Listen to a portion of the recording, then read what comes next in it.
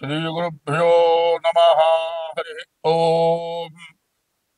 श्रीमहागणाधिपतये नमः।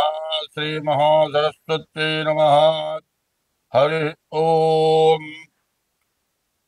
रामगुणाभिराम रघुराम पराक्रम भीम जानकी राम प्रपन्न राम बुधरंजित नाम सुकाम निष्कामयतंसु భక్తి మనసా గురుపాదములాశ్రయింపుమ ముదమున పారిజాత తరుమూలమున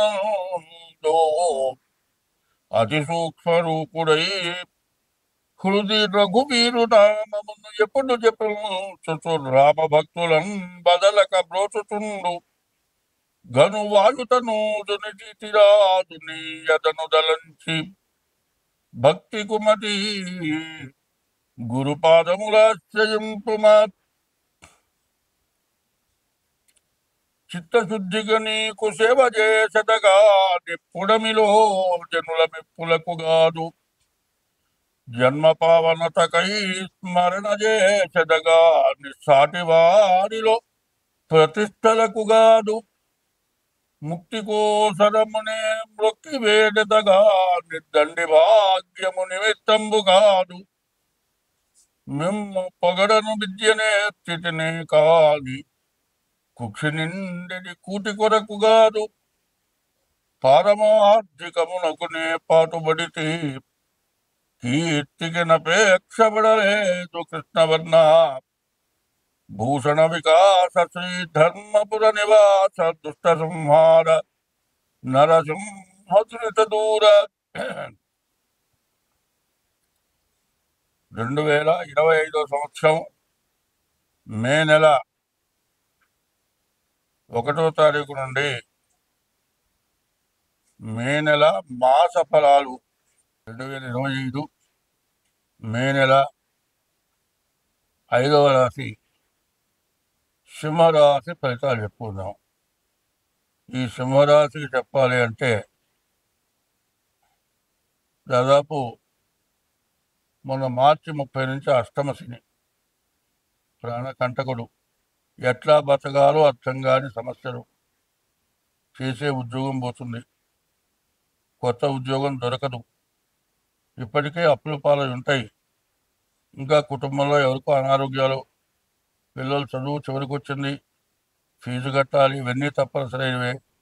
కానీ ఆదాయం మాత్రం లేదు, అప్పు పురటం లేదు. మరి అవసరాలు ఎట్లా తీరుతాయి? పిల్లల చదువు మార్పిద్దామా, మరి రోగం వచ్చింది మందులు మానుకుందామా? అన్నీ అవసరమైనవే, వీరికి తప్పవు. అవసరమైన వాటి కోసమని ఎక్కువ వడ్డీలకి అప్పులు తెచ్చుకోవడం, బంగారం తాకట్టు పెట్టుకోవడం. ఈ బంగారం తాకట్టు కూడా విడిగా పాన్ బ్రోకర్స్ ఉంటారు, అక్కడ పెడితే బ్యాంకులో పెడితే 1%కే ఇస్తారు. వాళ్ళ దగ్గరికి పోతే 4 రూపాయలు 5 రూపాయల వడ్డీ. ఈ వస్తువు వడ్డీ కాదు, అసలుతో సహా పోతుంది బయట పెడితే. బ్యాంకులో పెట్టుకుంటే ఎప్పటికప్పుడు వడ్డీ కట్టుకుంటే మీ వస్తువు నీకు మిగులుతుంది. మరి జాగ్రత్త అయిన చోట, నీకు వస్తువు తిరిగి వచ్చే చోట మరి తాకట్టు పెట్టుకోవాలి. 1% వడ్డీ అయినా బ్యాంకీలో సంవత్సరం లోపల వడ్డీ కట్టకపోతే వేలం వేస్తానంటాడు. కొన్ని స్థలాలు ఉన్నాయి, 3 నెలలు వడ్డీ కట్టకపోతే అమ్మేస్తానంటాడు. ఎందుకంటే వాళ్ళ స్వార్థం, నీవు నష్టపడటం జరుగుతుంది. ఇట్లాంటి పనులకే పోకుండా ఉన్నాయి కదా అని జలసాలు చేసి అప్పులు తీసుకొచ్చి గుడ్డలో గూసులో కొని అప్పులు అంటే బంగారం తాకట్టు పెట్టి మరి ఇట్లా చేసుకుంటే మాత్రం చాలా ఇబ్బందులు వస్తాయి. ఏమవుతుందంటే మంచం అమ్మి చెప్పులు కొన్నట్ట. చెప్పులు 24 గంటలు వాడేది కాదు, ఎక్కడన్నా బయటకు పోయినప్పుడు వాడేది. మంచం ప్రతిరోజు రాత్రిపూట కనీసం 10 గంటల మంచం మీద పడుకుంటావు. మంచం మీద చెప్పులు కొంటమైందా అంటే అది పద్ధతి కాదు. మెళ్ళు గొలుసమ్మి చెవులు పువ్వులు కొన్నట్ట. ఇవన్నీ తప్పుడు పనులు. గొలుసు అమ్ముకోవడం ఎందుకు?